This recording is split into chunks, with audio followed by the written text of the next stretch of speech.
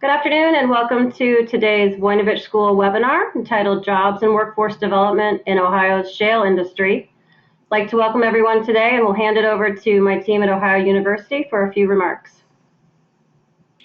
Well, good afternoon, ladies and gentlemen. My name is Scott Miller, and I'm the Associate Dean for Industry Partnerships at the Russ College of Engineering and Technology here at Ohio University. On behalf of my colleagues here at OU, I'd like to welcome you all to the latest installment of our continuing series of webinars focused on Ohio's evolving energy landscape. Today's webinar, entitled Jobs and Workforce Development in Ohio's Shale Industry, is made possible through a grant from Ohio University's Innovation Strategy. The Innovation Strategy aims to leverage Ohio University's standing as a major research institution and focus its considerable expertise in interdisciplinary research, teaching, and creative activity around major issues facing America in the 21st century. The task before us in today's webinar is to identify skill sets and worker training programs that can help employees find work, not just for today's jobs, but for the jobs of the future. As many of you know, in Appalachia, Ohio, resource extraction booms are invariably followed by crippling economic and environmental busts. While each bust is unique, they are generally characterized by two main components: a local over-reliance on extraction-related industries, and a short-sighted failure to capture the long-term value, both the financial and human capital, locally. This includes the ability to attract and retain and retrain highly skilled workers. The legacy of these busts dominates the socio-economic environment of Appalachia and impairs the region's ability to attract and retain both human and financial capital. In order to help change this pattern, this project is using an integrated approach to study the economic, technical, and policy trade-offs that drive resource extraction, including technological innovation, pollution mitigation, capital creation, and regional economic development. The goal of this project is to develop a deeper understanding of how these issues can be aligned to help build a more robust and resilient regional economy that can withstand the shock of a downturn in the energy industry. If you enjoy this webinar, I invite you to mark your calendars for our next session entitled Midstream Market Trends in Ohio, which will be held on Wednesday, February 22nd from 12 to 1:30. An announcement on that webinar will be coming out soon after the holidays. As always, all of our events and project work, as well as a downloadable version of today's presenter slide decks, can be found on our website at ohio.edu/CE3. I have just a couple of points I'd like to make before I hand the meeting over to our experts. First, I'd like to extend my personal thanks to our strong panel of speakers, and I feel confident that you are going to take something useful away from this meeting. Second, if you have a question that you would like to submit to our panelists during the session, we ask that you use the question field on the GoToWebinar navigation page on the right-hand side of your screen to type in a question. We'll try to get to as many questions as possible during our time together today.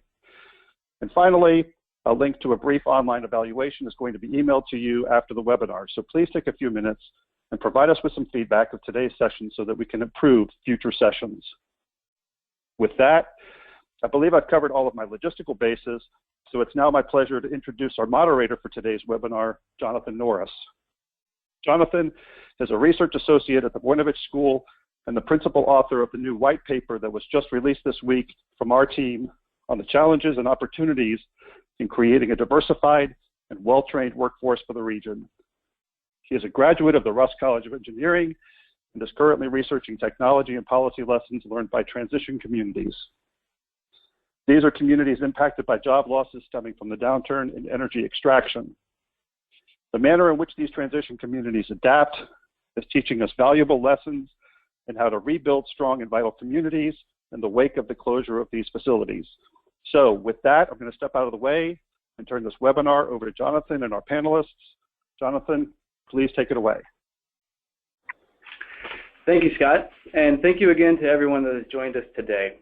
We have a great lineup of presenters today that I'd like to briefly introduce. First up will be Dr. Joel Yadkin, Principal at High Road Strategies, LLC. High Road Strategies is an economic policy research and analysis design consultancy based out of Arlington, Virginia. Next will be Rhonda Rita, Executive Director of both the Ohio Oil and Gas Energy Education Program and the Ohio Oil and Gas Energy Education Foundation. And to finish the webinar will be Dan Schweitzer, Director of ShaleNet, as well as the Oil and Gas, Environmental, and CDL programs at Stark State College. Before turning it over to Joel, I'd like to set the stage for our discussion by drawing your attention to the evolving energy mix that our nation has felt over the last decade. Next slide, please.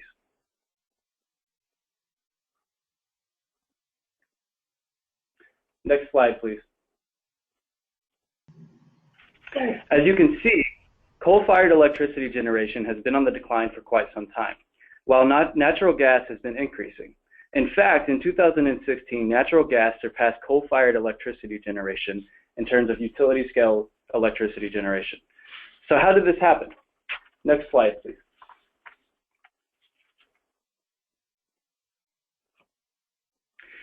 Due to shifting economics that have made natural gas more favorable, as well as technological advancements in drilling technology, shale plays across the United States have overtaken all other oil and gas producing geologic formations in terms of natural gas withdrawals and production.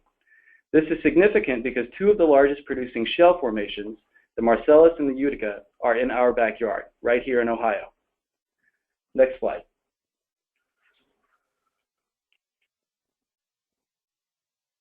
It follows then that with increased economic activity in the shale industry comes opportunities for local employment. And to an extent, that has been true. The table showing right now is from a 2016 report from the Ohio Department of Job and Family Services. As you can see, Ohio has seen a net increase of 4,711 jobs directly related to the shale industry from 2011 to 2015. Next slide.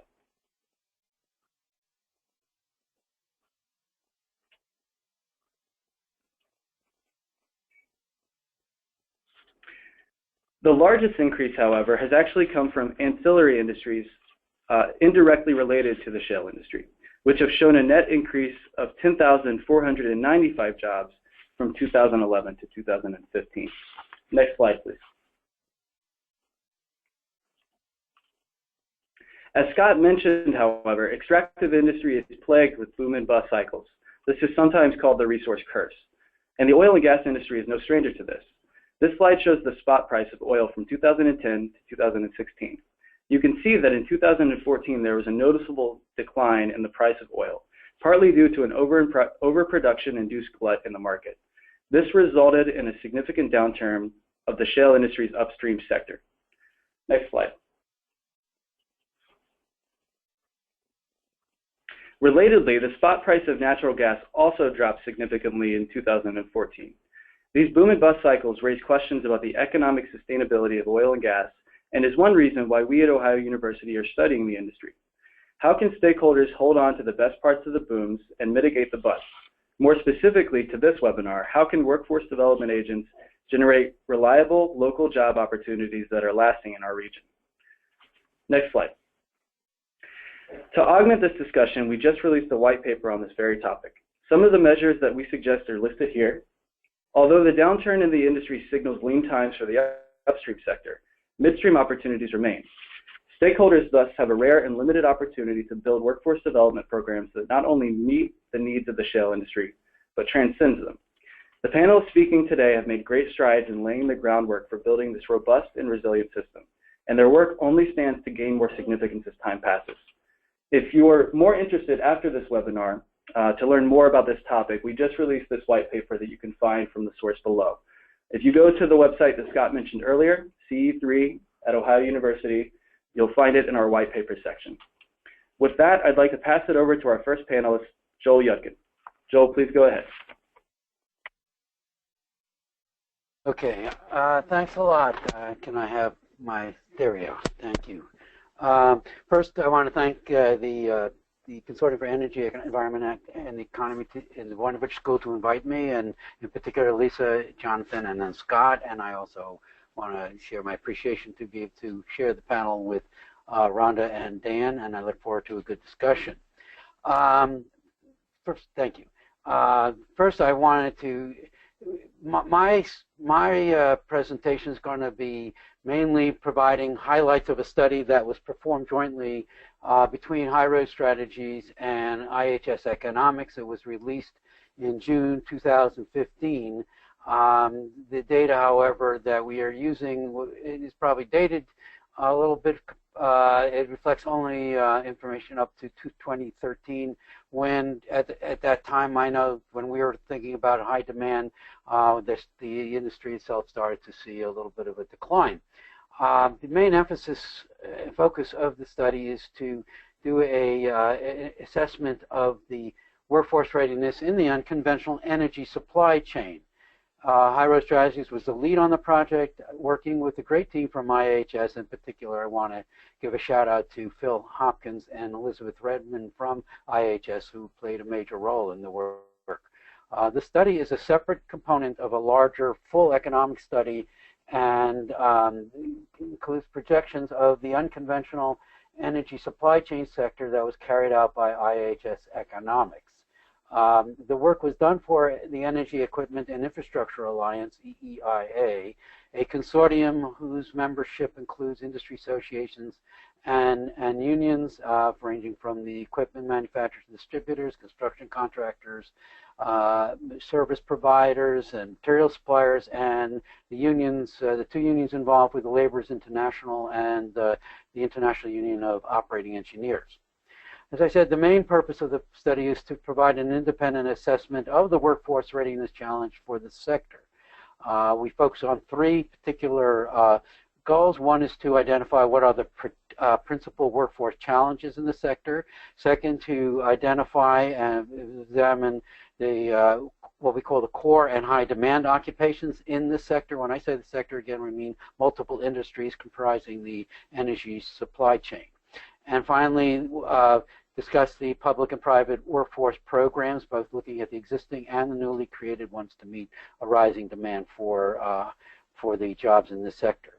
The study itself, geographical scope of it was for the nation as a whole, and we looked at 6 states in particular, 3 with major plays: Texas, Pennsylvania, Louisiana, 2 in early stages, or at least at the time, Ohio and Colorado, and 1 non-producer state with significant supply chain activity, in this case, Illinois.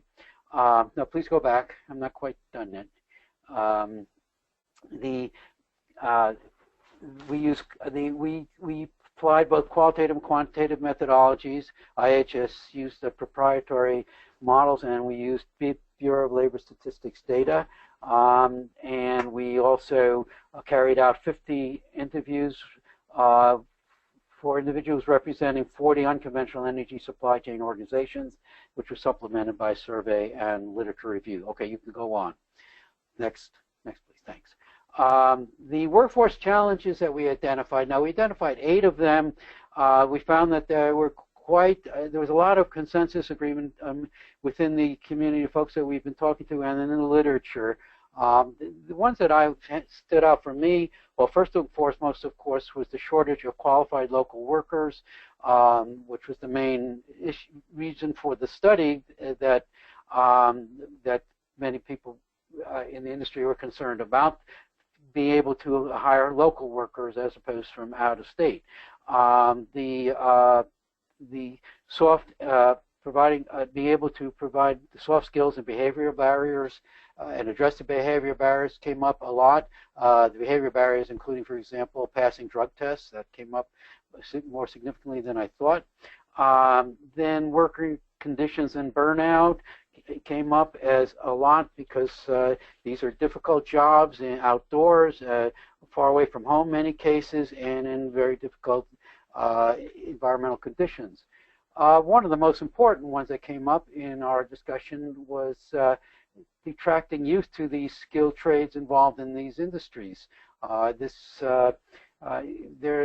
in a culture where the parents want to send their kids to 4-year colleges, and we need to emphasize, and I think this is a growing concern not only in the energy sector but in manufacturing and other sectors, that we need to get youth to be attracted to jobs that aren't necessarily requiring a 4-year degree, but yet are very skilled and good paying and high quality. And especially important because we're seeing an aging workforce, and in this sector we're going to see a lot of workers retiring And that is also identified as an important problem. Okay, next slide, please.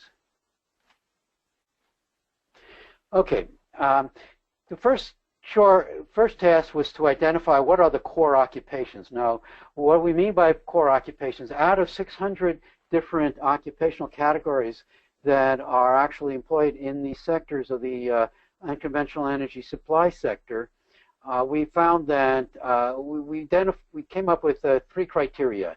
The core occupation is one that performs essential activities. 2, it can directly affect the sector's output if the position is unfilled. And 3, having it has specialized training or competencies or skills and experience requirements. That's what we try to winnow down the large number of types of jobs that are employed in the sector, and we came up with a list of 73 that cover a wide range of skills, education, wages, and salary levels, from petroleum and mechanical engineers, skilled trades, down to service unit operators and roustabouts and so on. And then these different charts show different trends that we try to show and measure. The first was looking at the core sector, core occupational trends. This is the actual projection of jobs in the core occupations in the core sectors, as we call them. We identify several core sectors, well services down to logistics and professional and other services and so on. And of these, you can see that the well services tended to have the highest projected growth over time. Most of the other sectors also had a healthy growth, but at different rates.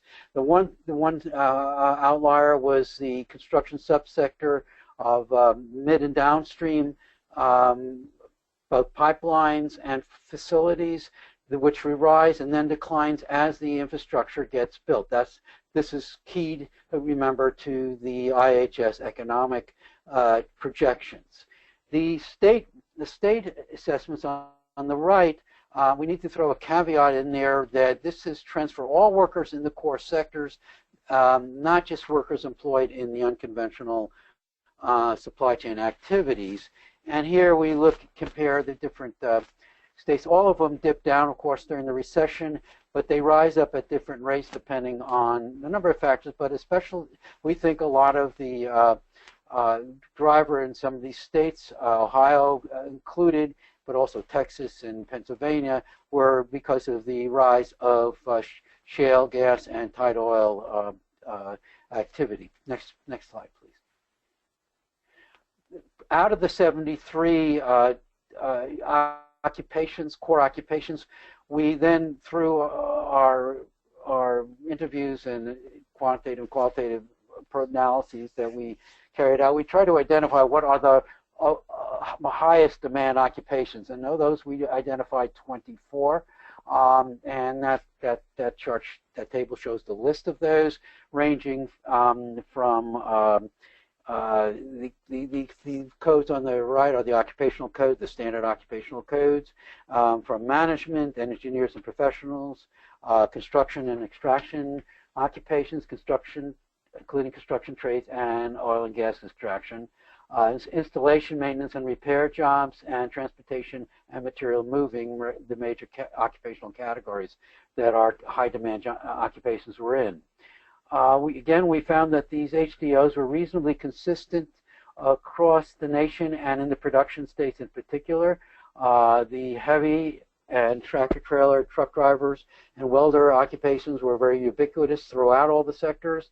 But and while construction laborers, operating engineers, petroleum engineers, electrical and electronic engineering technicians, oil and gas service jobs were very important in the sector, they were especially important for specific sectors, as we found. The trends, which I don't show here for the state, for HDO, the high demand occupation, pretty much is similar to what we saw for the core occupations. But the HDO trends tend to dip down less in recession years and grow faster than the core occupations. And they grow much faster than the non-high demand occupations within the core group. Again, reflecting the fact that they're higher demand and in growing sectors. Next slide, please. Here, this chart just simply shows the fastest growing high demand occupations over between 2012 and 2025, again key to the IHS economics projections for the core industry sectors. And here you see the leading ones are like in the well services area, but machinists, heavy truck drivers, and bus and truck mechanics, mobile heavy equipment mechanics, and so on. Operating engineers, not shown here, also experienced a steady growth after 2016. Welders, interesting enough, which were in high demand in the beginning, then flattens out and then rises later. That's also not shown in this chart. It's not considered a high growth occupation according to our data.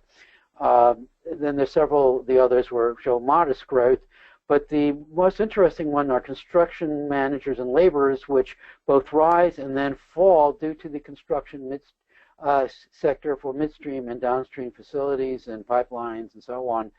It grows and then declines as pipeline infrastructure is built. Then we felt the need to look also at replacement needs. The data and the trends we're looking at are primarily key to economic growth, but we also need to examine or factor in the turnover of jobs as workers change employers or occupations, go back to school, or retire, or leave the workforce altogether. And we found that most of the high demand occupations will have substantial replacement needs according to the analysis that we carried out. In some, we found that the supply chain employers will need to fill a total of 118,000 new jobs from economic growth and replacement needs all in total for high demand jobs occupations by 2025. 70,000 of these from economic growth and the remainder from replacement needs. Only of all the occupations in the high demand category, only construction labor and construction manager jobs were projected to decline. The economic fall off is not offset by the replacement demand for construction managers, although replacement needs do bring back demand for laborers later on. Okay, next slide, please. We then try to look at what are the workforce readiness opportunities to address the needs. What are the states needing to do, and what are they doing around the country to address this? And we found that the projected growth of the high demand occupation employment raised questions about the nation's systems, education and training systems' ability to meet employer needs. But we did find that at the time of the study, despite the fact that a lot of folks talked about that there was a real stress on their system, they were able to meet the needs, and they were beginning to start and grow programs to address the high demand for a number of the occupations in the supply chain. And the types of efforts cover a wide range, a combination of public and private sector participation at local, state, multi-state, and national levels. It includes community colleges, technical college, and university programs, often in partnership with energy-related companies and business trade associations, and quite frequently with federal and state money supporting them. On-the-job training and apprenticeships and third-party providers, national and state consortium, workforce stakeholder. In other words, there's a large range of different types of activities that actually already existed but were ramped up, and a number of things expanded to meet the rising demand in a number of states, including in Ohio. The rapid one of the things I should point out that which drove this was that with the stress on the local labor force, I mean, you could hear quips that in parking lots at wellhead and construction sites, there were more vehicles with out-of-state license plates than local autos belonging to the employed workforce. I think today you might see that has changed quite a bit, and we have now a lot of local-based workers who I think benefit from the fact that we've had this growth of these programs. If you want to, can we switch to the next slide, please? Okay, looking at Ohio in particular, I won't go over those trends right now because I think I'm running out of time. I wanted to just emphasize that, again, Ohio is a state that was, at the time of it, was just beginning to show development. It benefited from the Marcellus shale growth, and Utica was just beginning to take off. And we were able to identify so the top 10 high demand occupations, and those are listed at the bottom, from heavy and tractor truck drivers, machinists, and construction laborers down to mechanical engineers and business truck and diesel mechanics. All were in those top 10, and together they all represent about 89% of the high occupation job employment for the core supply chain sector. Next one slide, please. Now, the state has undertaken both public and private sector efforts to assess and to address the workforce requirements. Many of them were getting off the ground when we started the study. I think Rhonda and Dan will be able to speak to what they've been doing in their organizations, the Ohio Oil and Gas Energy Education Program and the Stark State College. Both have very vigorous activities going on. I should point out that Stark State is part of what is called ShaleNet, a national consortium of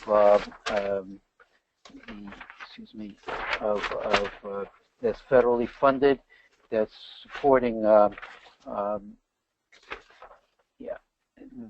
it's supporting education and training providers and businesses in a number of different states.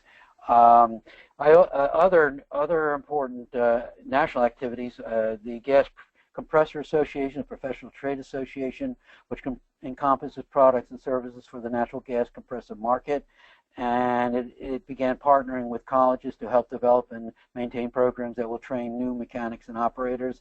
And in that, among the many colleges involved with that, includes the Zane State College in Zanesville and Cambridge, Ohio. The Chevron's Appalachian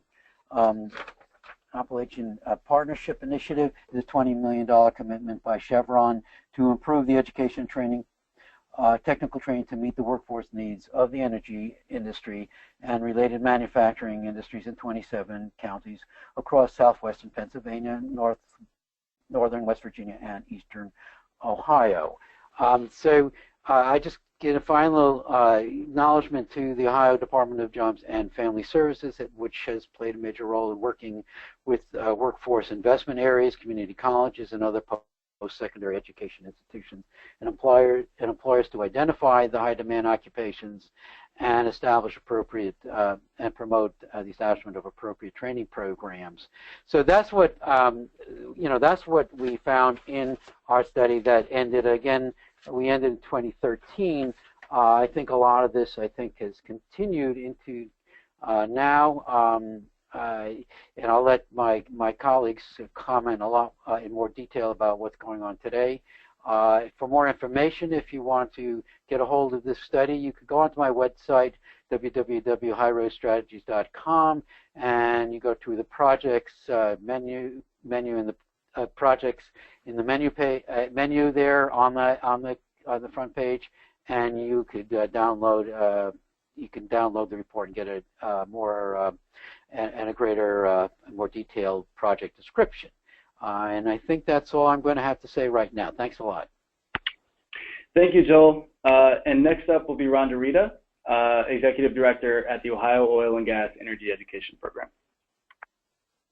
Well, thank you very much. And again, I would also like to thank Ohio University and the Voinovich School of Leadership and Public Affairs for putting together this webinar, and also to all of you that are on the line.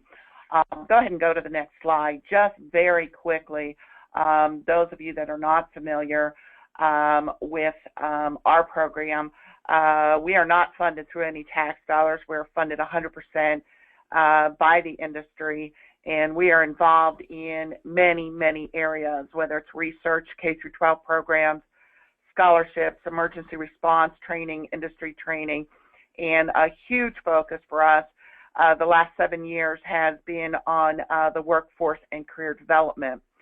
And so one of our big areas on the workforce and career development, we were asked by industry about 6 or 7 years ago to really identify, hey, here in Ohio, who has what training programs and what are the list of the different jobs that are needed? How can we create partnership between all these? And I will tell you, and I do work with our counterparts all across the country, and what I will say is that Ohio has some of the best educational and training opportunities in the country. And it also includes our partnerships that we have to have with local and county and state officials. So it's really everybody working together. I wanted just to back up just very quickly and really just kind of explain a little bit about why we even have oil and gas development and talk a little bit about our energy demands. If you can go to the next slide, please. We currently are using about 100 quadrillion BTUs of energy each year. And one thing that I state all the time is while this is focused on oil and gas workforce development, we need all energy sources. Not one energy source can do it all. But these numbers are pretty staggering. And to try and put that into perspective, 150 years ago, just a little over 150 years ago, is when the first commercial well was drilled in Pennsylvania, the famous Colonel Drake well, back in 1859, followed by Ohio in 1860. And at that time, the reason we were drilling is to make a shift from using whale oil as the fuel of choice, even in this part of the country, to the use of kerosene, which started to light up America. 150 years later, we're now using 100 quadrillion BTUs of energy each year from a number of different energy sources. Next slide. And just to give you an idea of what 100 quadrillion looks like, there's 15 digits in that. Go ahead and go to the next slide, please. In less than, remember, it took us 150 years to go to 100 quadrillion. In less than a decade and a half, we're expected to jump from 100 quadrillion to 124 quadrillion BTUs of energy each year. And again, oil and gas will continue to make up a significant part of that, but so will other energy sectors. What is driving a lot of this is technology. And we are using cell phones and Xboxes and iPads and you know, there's the average person has 3 computer-like devices in their home each day. All those are driven by energy. 20% of our electricity use today alone is just for computers. So our increase in energy demand is absolutely significant. Go ahead and click to the next slide, please. The United States, we use about 1/5 of the total global energy, followed by China, which is expected to surpass the U.S. in less than 1 decade. Go ahead to the next slide, please. The reason why we have oil and gas in the first place, and you really need to understand this to understand our workforce development needs, is this is a picture of the region about 385 million years ago. Can you just click on this here? And if you look at the state of Ohio and you look at the map that's presented in front of you, you can see that where we were covered by ocean is predominantly where we have oil and gas activity today. Go ahead and click to the next slide. It is this old plant and animal life that over time, heat pressure turned it into either a liquid, which today we know as crude oil, or natural gas, which is predominantly a vapor, although there is natural gas liquids as well. Go ahead and click to the next slide, please. Sorry I had to throw in a cartoon because it's probably one of the best long-term forecasts I've ever seen out there. So that's more of just to give you a smile. Go ahead and click. So I hear this term bust a lot, and I've been in the oil and gas business for almost 30 years now. This is my third, if you can call it a bust area. Those of us that understand these cycles, when some people look at a bust, is they may only be looking at commodity-driven prices. If you look at the recent downturn in our industry, what you're really only looking at is commodity prices. As an oil and gas, somebody in the oil and gas business, you have to make a profit in order to put capital into new drilling programs the following year. So what you really saw was, because of commodity prices going down, you saw less drilling going on in the state of Ohio because of those commodity prices.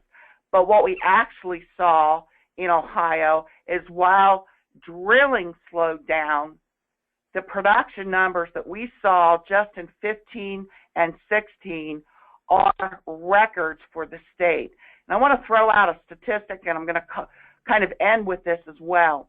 If you put Ohio, Pennsylvania, and West Virginia together, and you combine just those three states, and it formed its own country just for sakes of statistics, Ohio, West Virginia, and Pennsylvania, we would be the third largest producer of crude oil, or of natural gas in the world. Okay, so I just want to put into perspective that while drilling slowed down, the production did not. Please go ahead and go to the next slide. The crude oil production, what you saw, again, despite some decrease in drilling, significant decrease in drilling, we actually produced in 2015 almost 22 million barrels of crude oil in the state of Ohio. And as you can see, those are just staggering numbers. Please go to the next slide. If you look at our natural gas production, we traditionally were producing about 20% of our energy needs. And by the end of 15, we are now in a position to not only satisfy 100% of our natural gas needs, but also potentially having the ability to be an exporter for the first time, producing over 950 billion cubic feet of natural gas just in the state of Ohio. Go ahead and go to the next slide, please. So are we drilling more wells today? We've drilled 275,000 wells in the state of Ohio. We have about 64,000 active wells. And to try and put it into perspective, though, in 1983, we drilled 6,000 wells in the state of Ohio. In 2014, prior to a decline in drilling, we drilled about 685. So we're actually drilling fewer wells today if you just look at that comparison in about a 30-year period, because today, because of technology, we're drilling smarter wells with a fewer surface environmental footprint. Please go to the next slide. So again, to give you a couple production comparisons, when you look at the 64,000 wells that were what we call conventional wells that were in production in the 28 formations other than the Utica and Marcellus, we produced about 4.9 million barrels in 11, about 73 billion cubic feet of natural gas. In 2015, we had 1,230 unconventional wells in addition to the conventional wells, but just those 1,200 wells produced 22 million barrels of crude oil and over 950 billion cubic feet of natural gas. So again, what you're seeing is smarter wells, bigger increase in production. Many of you have seen these footprints, and it goes back to what I just said earlier. If you look at just the Marcellus and the Utica play compared to some of the other shale plays going on across the country, this is one of the largest shale plays going on around the world. Next slide, please.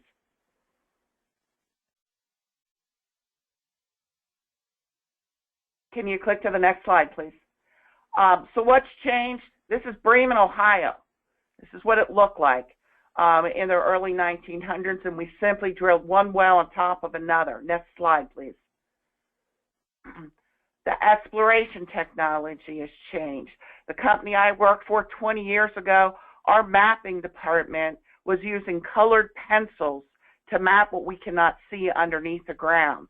And today, because of advanced technology, we've got the ability to create some phenomenal underground maps so that we can map what we cannot see long before we ever decide to drill an oil and gas well. And this has opened up a lot of the workforce development areas. Next slide, please. Drilling technology today will continue to drill vertical wells, directional wells, horizontal wells, and wells where we can complete in multiple geological zones. Next slide, please. And by the way, that's just the first horizontal well, because sometimes I hear this is brand new. I just thought I'd throw that in there. This is Popular Mechanics, August 1941. First horizontal well that was ever drilled was here in the state of Ohio back in 1941. But that technology has obviously advanced significantly, especially in the last 5 to 6 years. Next slide, please. So what's in the ground, and if you can just click through these, what we have in the ground is we've got crude oil coming out of the ground. We also have natural gas coming out of the ground. We also have those natural gas liquids. So keep in mind that what we're getting out of the ground is much more than just an energy source. Next slide, please. We're also spending billions of dollars in the infrastructure. We had a lot of wells that were drilled 2012, 2013, 2014, but because of the lack of infrastructure, we were unable to get those wells online. And again, remember, we had record production. Next slide, please. Major factors, and again, I think that Joel covered some of this. We have an aging and retiring existing workforce. This is something we have been talking about for the last 7 to 10 years. It is a big, big concern for our industry. We also have a huge generational gap, primarily between the ages of 35 and 55. We have very few workers in our industry between the ages of 35 and 55. 50% of the oil and gas workforce will be retiring in the next 7 years. And based on meetings that were just in Houston that our organization participated in, for every 2 worker that is retiring, we are only able to bring 1 more into the workforce. And this is going to become more of an issue, especially in the next 5 to 7 years. We really need to emphasize the trades. Those are critical job areas. And as Joel had also mentioned, is the passing of the drug test. This is not a regional or a part of Ohio. This is not a statewide issue. It is a nationwide issue. And in our business, we do work with a lot of heavy equipment at times. We're also working on property that doesn't belong to us. It is the company that becomes liable, not the individual. And we just cannot afford to put other workers at risk or create a potential environmental issue because somebody cannot pass a drug test. Next slide, please.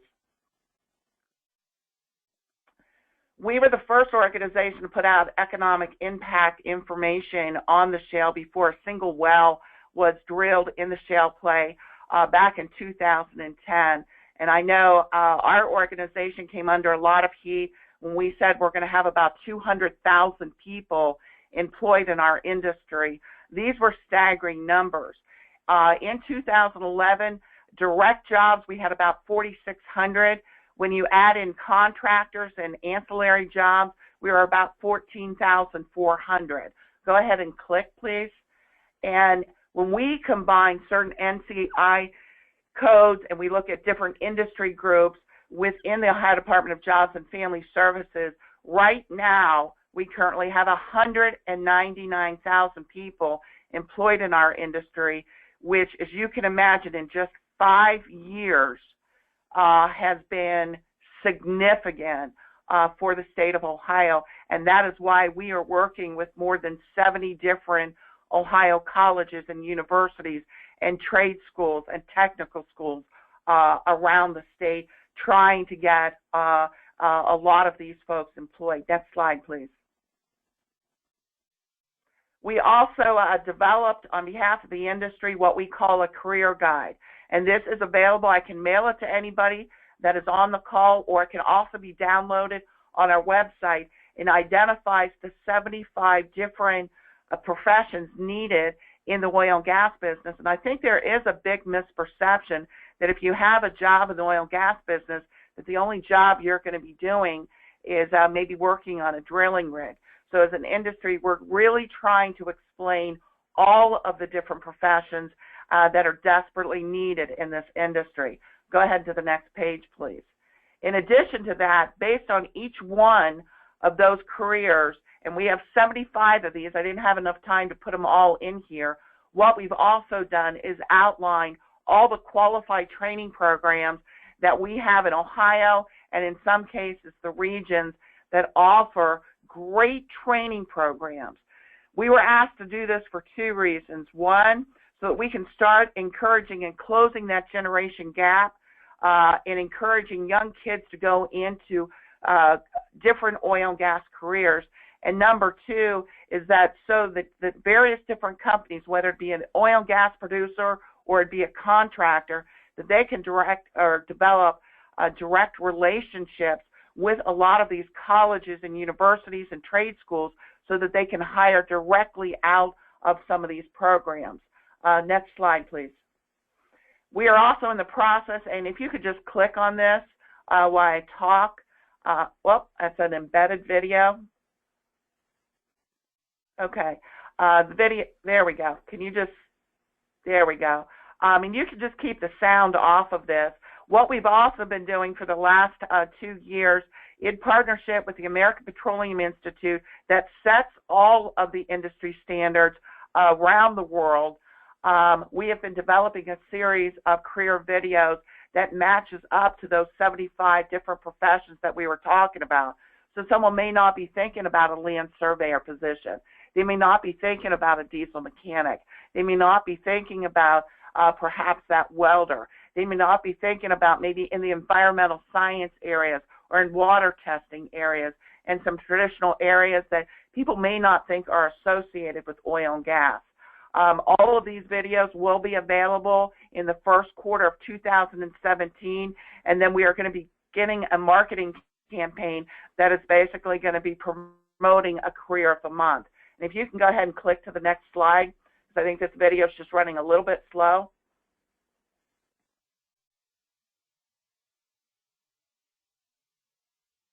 And then in addition to that, last year alone, we were able to award 50 scholarships to Ohio students or those students attending an Ohio college or university. One of the shifts we did about 5 years ago is also, since we are pushing so much of the trades, is to make sure that our scholarship program also included those students maybe going into certificate programs or a 1-year program or a 2-year program, and not just awarding certificates to the 4-year degree programs.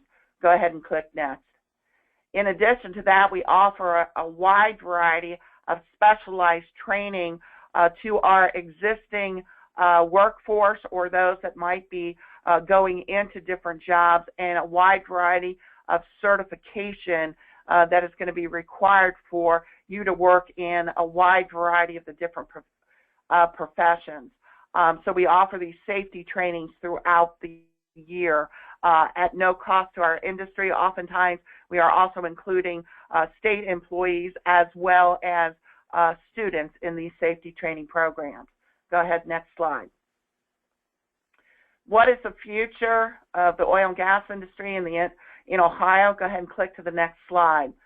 Again, these numbers, and if you can just go ahead and click through these, I'll walk through them. When we're talking about just energy production alone, going back to what I said in the very beginning, 7 out of every 10 homes in the state of Ohio uses natural gas. In 13, the last available stats that we had, we were using about 913 billion cubic feet of natural gas. If you can see in 2012, only producing about 86 billion. Again, last year, almost 955 billion cubic feet of natural gas, and that is despite the downturn in drilling activity. Go ahead, next slide, please.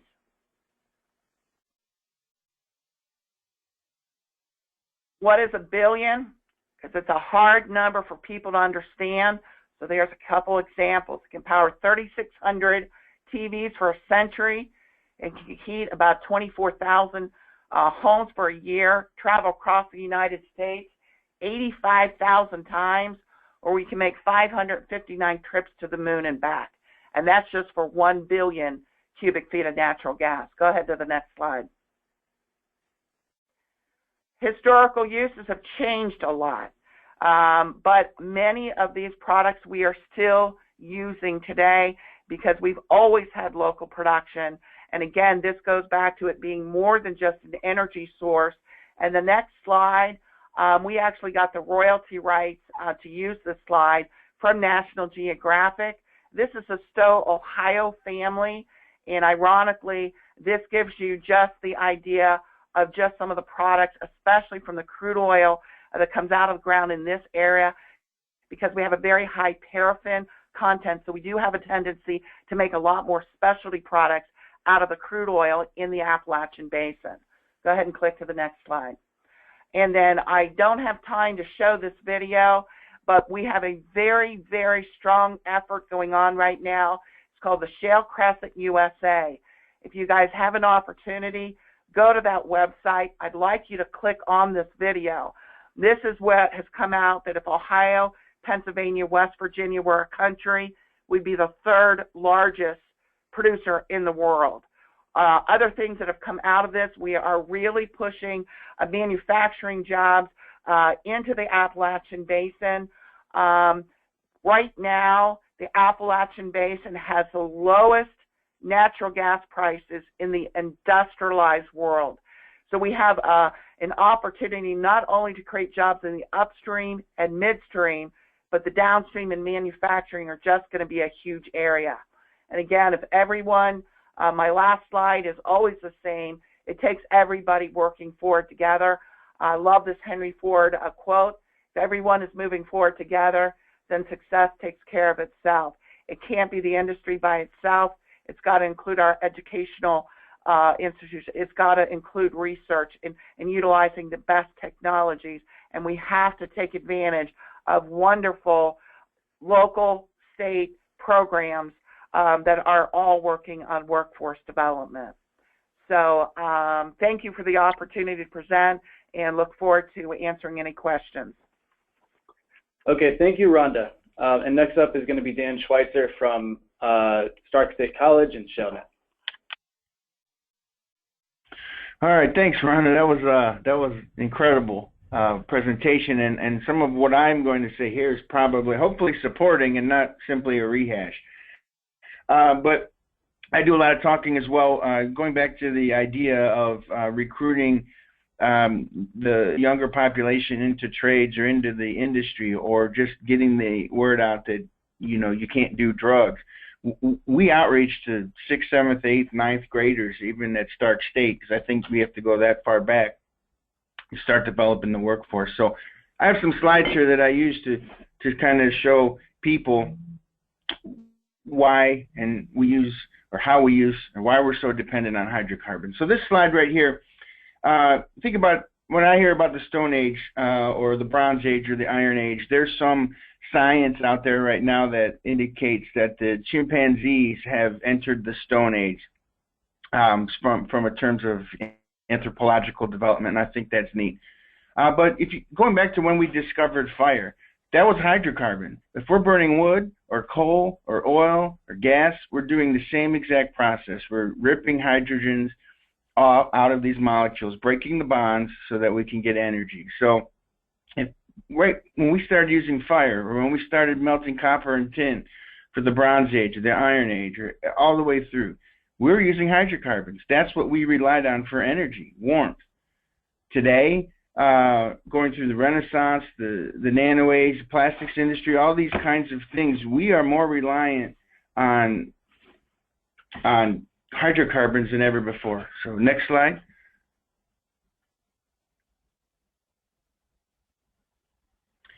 So one of the things I like to talk about, because it's in the news and there's a lot of issues, is can we eliminate hydrocarbons? Is it really an industry that has no future? So if we look at hydrocarbon use on this planet, we've got energy, plastics and polymers, and petrochemicals. I separated plastics and polymers and petrochemicals just so I could show some different slides about them. But plastic is a hydrocarbon. It's got tons of carbons and tons of hydrogens, motor oil, diesel, gasoline. It's all the same. So let's look at the next slide. And I think both Joel and Rhonda made a point about computers. And so we have energy use. Everything has a chip in it. Everything is smart to some degree. Look at some of these numbers here on this slide. In particular, electronic grade silicon. So these are the silicon wafers that we use for computer chips and some electronics and MOSFETs and things like that. The amount of energy that we use per kilogram to manufacture this is 2 million watt-hours. So where is that energy coming from? Not only are we going to, those devices that use that kind of silicon consume energy, because that's what they do. They turn on and off billions of times per second. We're using a ton of energy to make them.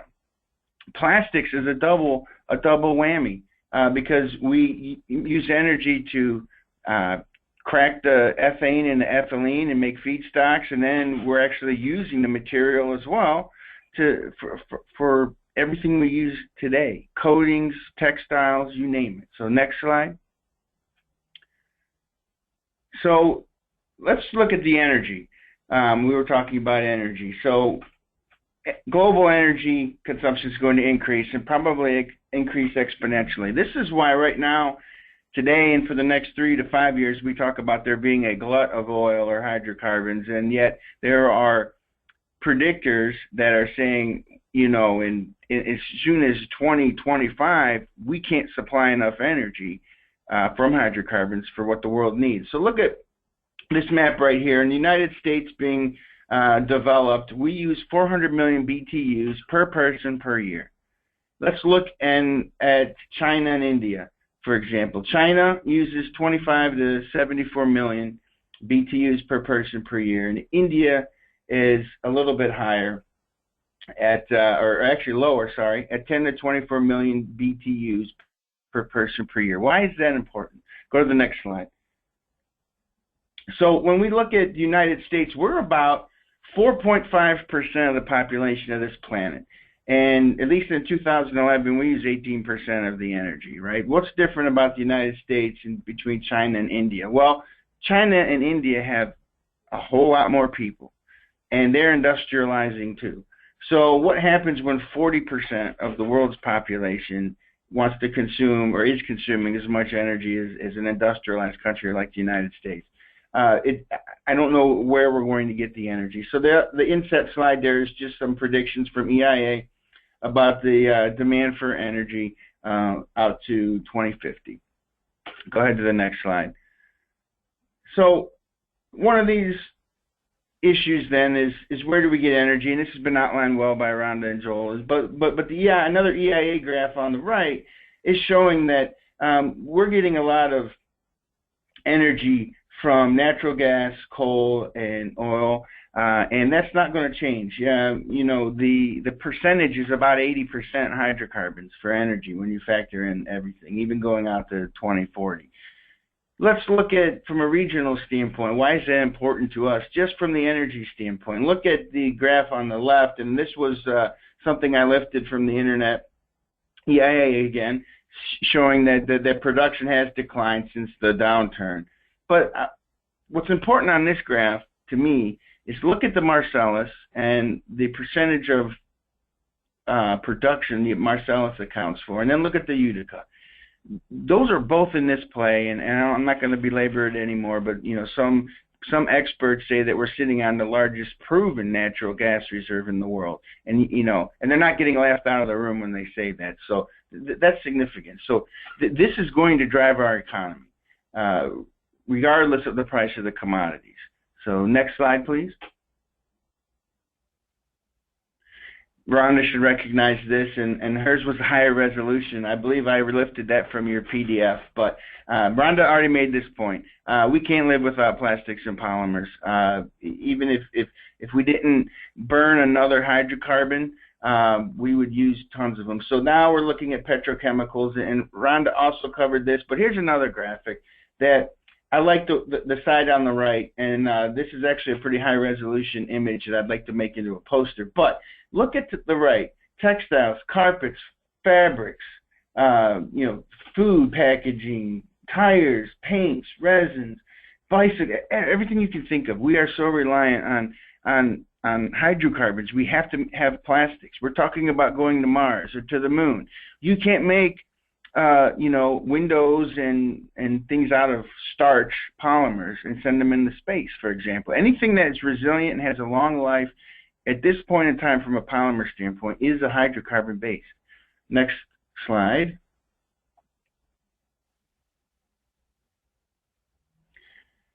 So can we eliminate hydrocarbons? I mean, I don't think that we can. So accepting that, we're going to be using them, and so if one of the resources we have in our backyard is a significant source of hydrocarbons, I think we've got employment and labor opportunities for the long term. Next slide.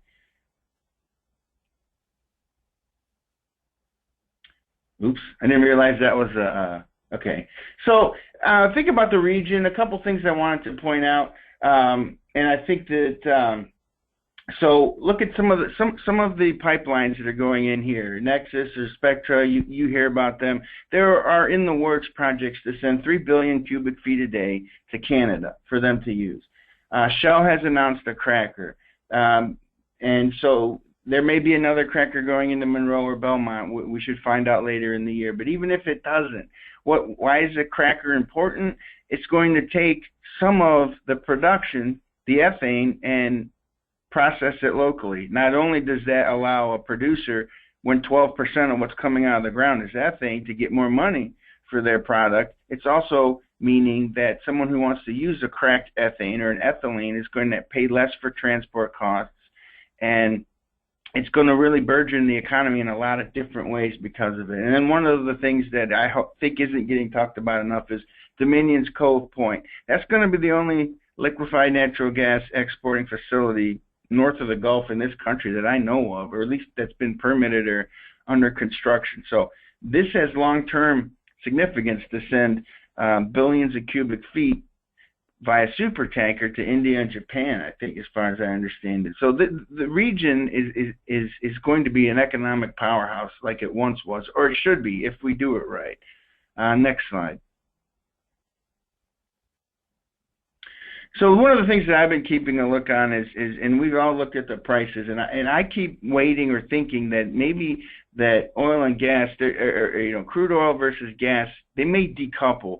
And I just grabbed this off of the latest slides and looking at, as oil goes, gas goes too. But maybe they'll decouple. Maybe in this region, there's a regional market where gas has a different value than oil, so we might not be as tied to the volatility in the commodity prices. At least I hope that's where we're going. So I'm looking for a separate gas market to develop, maybe because of the feedstocks, because there's environmental pressure to make more electricity out of natural gas. It's half the carbon dioxide footprint.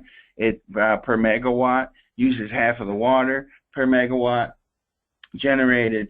And if we get some crackers up here, then we'll have a regional storage, hopefully, and advantage in cost. So next slide. So it's important for us to figure out, did that hang up? I need to, there it is. Okay. So what we've been doing from a ShaleNet standpoint, and when we've worked with several colleges and several industries, is we're starting to look at what skills that we're teaching in oil and gas industry overlap with manufacturing, because today's manufacturing is automated. There's sensors. There's all kinds of issues that require someone with an electromechanical or process controls skill set. And so we grabbed the NAICS codes as well and started looking at manufacturing and energy. And I mapped this out, and we've used this for submittals for Department of Labor grants and things like that, is mapping these core skill sets that go through all kinds of areas of manufacturing and industry. Flow measurement, sensors. A sensor, whether you're using it at Timken for bearings or at Momentum to measure temperature, is still 4 to 20 milliamp signals. It still interfaces with a unit that is going to say, okay, this is the measurement, now do this. The process control, the SCADA, which is the supervisory control and data acquisition portion. In oil and gas, we're doing a lot of accounting with measurement. All that data gets uploaded and stored somewhere. There's security issues associated with it. PLCs are programmable logic controllers. Siemens and Allen Bradley are big ones, but at Emerson, there's PLCs everywhere. Even if you're just saying when the level of a tank gets high, turn a pump off. Can be a programmable logic controller. So all of these broad skill sets are part of a bunch of different potential jobs. And so what we're looking at is making these broadly applicable degrees so that someone that took an oil and gas class can easily go, or one of our degrees can go into manufacturing. In fact, Goodyear, we did have a job fair / open house last night, and one of the attendees was Goodyear. They've been hiring our students because of the skill set they have. When you're testing tires or aircraft tires and you're going to run them at 200 miles an hour at high pressures and blow them up, nobody's in there. It's all automation. You have to have an electromechanical process control skill set to do that job. So we'd like to, I think, if you look at least from the PTT Global Cracker that I mentioned in Belmont, one of the research points that they do before they cite here is what's the labor shed? What's the market? Where am I going to get all these industrial maintenance technicians? How many of them are in technical colleges or around the region? So we're trying to build that by partnering with other technical colleges and also maybe simplifying the degrees. So I believe the last slide is next. And what we've done is develop some degrees at Stark State, and because of the is that slide coming up? Oh, okay. Sorry, Dan. Okay. Well, no, I might have forgotten a slide, but we have degrees that production technology, instrumentation and electronics, process operation. What we've done is make a core of classes that is common to every one of those degrees. On the left and the side, the non-tech and the petroleum technology core, everybody gets those classes if they're getting a 2-year degree. And then we specialize out from there. But what we're trying to do when we are going to people like Goodyear or Marathon or Ascent and saying, I know you're looking to staff up. We have 80 people in our classes, and they're mixed in these degrees, but any one of them could suit your needs. And part of that is getting that external message out. And so that's kind of where I'm focused. The other main thing that I didn't mention in here is putting in significant industry credentials, standalone credentials like IADC Rig Pass, Safe Land, Safe Gulf. We're working on one right now for Veriforce and polyethylene heat fusion. Dominion, by law, has to spend $200 million a year for the next year or two putting plastic pipe in the ground. So they need technicians that can do that. And so we're looking at shorter term credentials too, folding those into our degrees, but also providing them as terminal degrees for folks that are out of work, so that maybe we can work with the workforce investment boards and other populations to get people into the workforce quickly. And that's it. Okay. Thank you, Dan. And thank you again to all of our panelists, and thank you to all the participants in today's webinar. I know we had a couple technical issues, so we really appreciate your patience with moving through that. So just as a reminder, there is a question panel in the webinar, so if you have any burning questions, please submit that to me. We're going to leave the next 20 minutes open for that Q&A session. So I'm going to start off, and I'm going to open up this to any of the panelists. We got a question about competition here. So the question is, what does the competition look like for skilled workers in Ohio?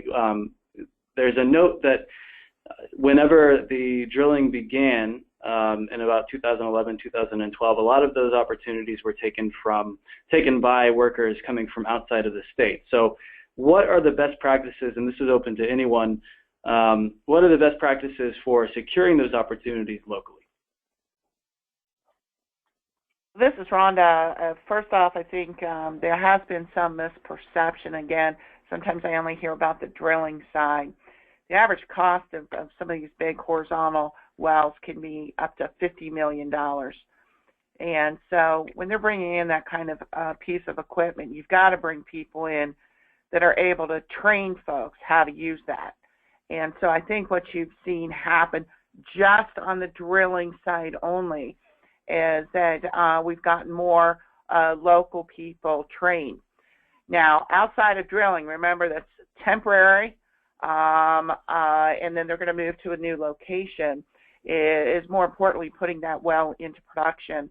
And you cannot produce an oil and gas well from out of state. You can't operate a pipeline from out of state. You can't ship or transport some of those molecules from out of state. So I think that's why you saw the big local workforce increase from that 14,000 to 199,000. Big competition, absolutely, because all of a sudden we had this enormous jump in job numbers, and what you saw a lot of was an employee being trained from one company, but XYZ company had an opening and they're going to pay more. So I think we're still seeing that competition out there until we can get more folks trained. Okay, thank you, Rhonda. Do any of the other panelists have any comments on that? Yeah, I'm sorry, I was muted. This is Joel. I just want competition was one of the challenges, especially not just within the industry, but across within the energy sector. They can, for example, I'm talking to people from Texas. I found that they were competing for jobs for some of the skilled workers with the conventional energy sector. Also, you're going to have, since some of these jobs like welders and drivers and so on you'll find that they're important in a number of other manufacturing and other sectors. They as they ramp up for their own needs, this could be competing with what's needed in the unconventional supply chain itself, and that's one of the reasons why we identified competition as one of the challenges that the sector was facing.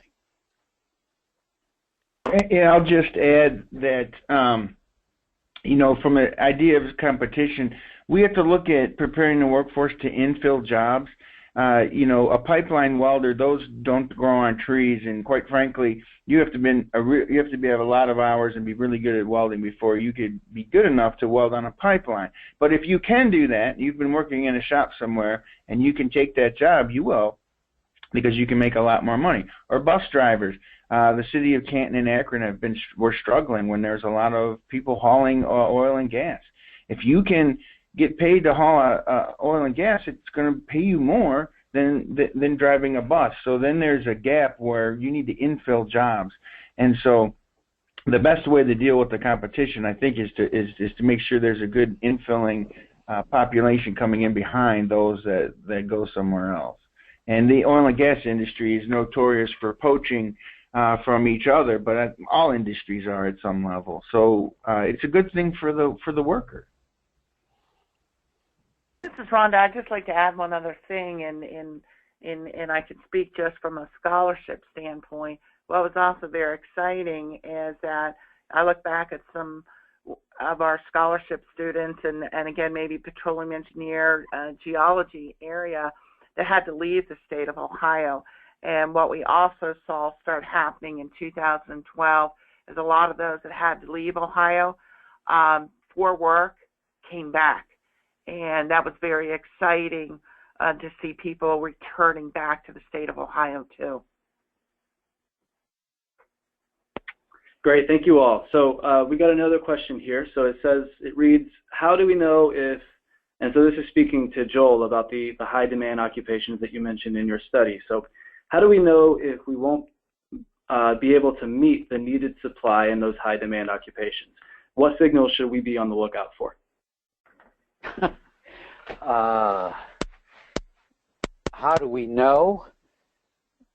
Well, I think actually that's the kind of question that folks on the ground like Rhonda and Dan, I mean, you'll be seeing. Actually, I think Rhonda, you may have a better insight about what are the signals that are going to come up, and what do you see when you start to be aware of that certain occupations are getting in high demand. I know that often you'll hear complaints from employers. You'll see that wages, or there'll be some of the call for higher wages and demand that will start because the demand is going up. It's going to drive up that perhaps. Maybe you'll start seeing things like that in terms of if you've got access to that kind of data. But I think that at the school, I think from the point of view of the workforce training providers, I would imagine they start seeing people coming to them, and maybe the employers more often will say, hey, we need to really ramp up training programs for this kind of job or that kind of job. And I actually think that Dan and Rhonda are probably better positioned to actually give a clear and more precise answer to that. I'll speak to it a little bit. If you look at least what I've heard about whether Belmont is going to get a cracker or not, the main decision right now is going to be on the cost to build it and then labor force. What are those long-term costs? And if they're really high, it's because either the components are cost too much, or there's not enough labor to support it. If there's a cracker being built in Beaver, are there enough people and there are enough welders and electricians to also do one, 60, 70 miles away? And if that were not to come, you look at what reasons were cited. Was it shortage of a workforce? And if it is, then that's something that we need to jump to and try to rectify. This is Rhonda. I guess, I think back to when we started saying we need this workforce, and this is us in 2010 and 11, and everyone's saying, oh my goodness, that's the industry speaking. They don't know what they're talking about. Yeah, we do. And again, I'm going back to those employment numbers. I don't know of any other sector that has jumped from, and I'll include the auxiliary, the 14,400 to almost 200,000 jobs in that short of a time period. So what I will say is we're already behind, and we have been behind. However, at least for the Appalachian Basin. However, because of great work and increase in programs, and Dan, because you're on there, you take a look at what Stark State has done, and look what wasn't there 5 years ago. And again, I'm looking at the 70 different colleges and career centers and tech schools. So I think in just 5 years we've done a good job, but we are behind. When you look at that record production that I talked about, and again, people are saying, well, again, that when they refer to bust, how can you have a bust and have record production? Yes, the drilling segment slowed down, but the production midstream, getting these petrochemicals to market did not. It increased. So I think that there also needs to be a fundamental understanding of what segment of the industry. But I will say that I think our colleges, our universities, our tech schools, our career centers, look at our jobs and family services. Look at Jobs Ohio. They have stepped up to the plate, and I think we're going to be able to continue to fill it. But again, going back to what I said, right now we've got this aging workforce, and for every one person every person that is retiring, we're not necessarily going to be able to keep up with that retirement. So we got two things going on here.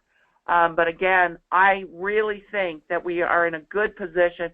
We just all need to work together more to make sure that we can provide qualified training and have qualified employers out there. Let me just, can I add one more thing? In doing our study, we found that most of the states in state agents had agencies, and many like Rhonda's organization they were coming out and monitoring this closely and coming out with their own analyses, so doing surveys and so on to try to determine, recognizing that there's something going on and they needed to identify where the high demand occupations are. And so there's been a lot put out at the state level, including in Ohio, identifying what are the occupations year by year that they start to recognize were important based on their tapping into the concerns of the employers themselves, I think. Yeah. Thank you all. Okay. Go ahead, Dan, if you have a quick comment. No, I don't want to derail anything, but I guess I'll just say that Rhonda's right. We need to get people into these programs. Any student that came out of high school in the fall at Stark State, and if they majored in environmental or oil and gas, and they had a 3.0 or above, they would have had a full ride based on scholarships from the state, scholarships from Chevron, scholarships from employers. And I can't figure out why we don't have a waiting list. I've got 80 students now, and we could handle 300. That's a very good point. Thank you, Dan, and thank you to the rest of you. We have time for one, maybe two more questions. The next one up, what is the outlook for petroleum engineers in the Marcellus and Utica shale plays for the next few immediate years?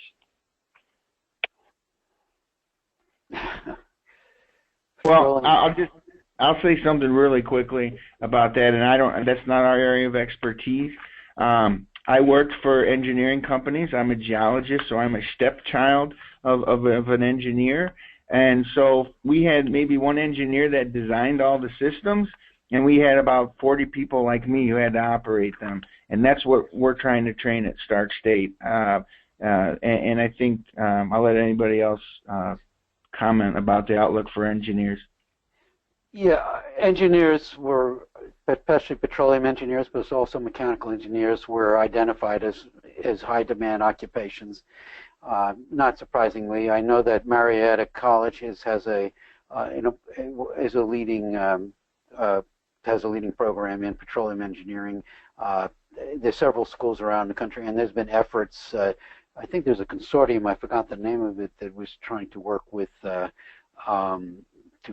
fund a number of programs around the country supporting recruiting and training petroleum engineering. And I think that right now petroleum engineering is in high demand from what I can tell, and will remain in high demand for a while as long as the sector keeps on growing and pumping.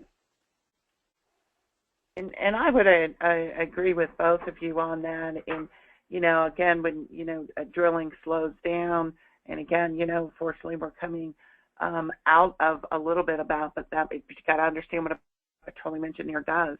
And they're going to construct and design all the equipment downhole and the production equipment above. They're going to engineer any kind of well stimulation project, but adding to that is all of the engineers and the civil engineers, very critical, because they may be designing the well pads, or they may be responsible. You've got environmental engineers that are going to get into pre-site and then post-site. And then I think chemical engineering is going to be another huge, huge field. Marietta College is one of the oldest petroleum engineering schools in the world. And so we're very lucky to have that here in the state of Ohio. We also have WVU and Penn State. So we've got 3 top programs in the Appalachian Basin. And so what you saw in even just in a 10-year period, and I don't have Marietta College exact statistics, but I'm going to be probably pretty close, is maybe 10 years ago you might have been seeing 20 to 25 graduating, and of those, I mean, that they had 100% placement, and this is pre-shale. They were getting huge sign-on bonuses, but most of those were leaving Ohio. Again, many of them are coming back. And I believe the last couple years, they have waiting lists now in their petroleum engineer programs. And so I think there will always be a very high demand. And again, we're very, very fortunate to have that high level of a program here in the Appalachian Basin. Actually, I identified here, I just found something in the report, that the Society of Professional Engineers did note there is a talent gap in this area, and the number of students enrolled in petroleum engineering educational programs from undergraduate doctorate programs has grown dramatically over the past decade, especially since 2008 when the unconventional oil and gas development began to accelerate. And according to this, the total enrollment in petroleum undergraduate programs in the U.S. grew 5-fold between 2004 and 2014. And total 300 bachelor degrees in petroleum engineering were awarded in the U.S. in 2004, and they're expecting 2014 to be a near record of over 1,500 degrees. So that gives you some idea. And there are over 20 schools that offer undergraduate degrees in petroleum engineering, according to what we found.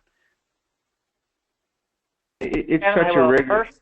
That many of them left the Appalachian Basin, went on to work for major oil companies or offshore. Right. Yeah. And what's very encouraging is many of them have come back, and now many of them are going to have the opportunity to graduate and stay in the area. So it's very encouraging, and I absolutely Joel's numbers. Yeah, I would just also like to add, and Ron, you brought it up, that the civils and the environmental engineers, don't forget about those, because every pad, you know, if you're building a pad in Monroe or Belmont, it's hilly, you have to do slope stability analysis.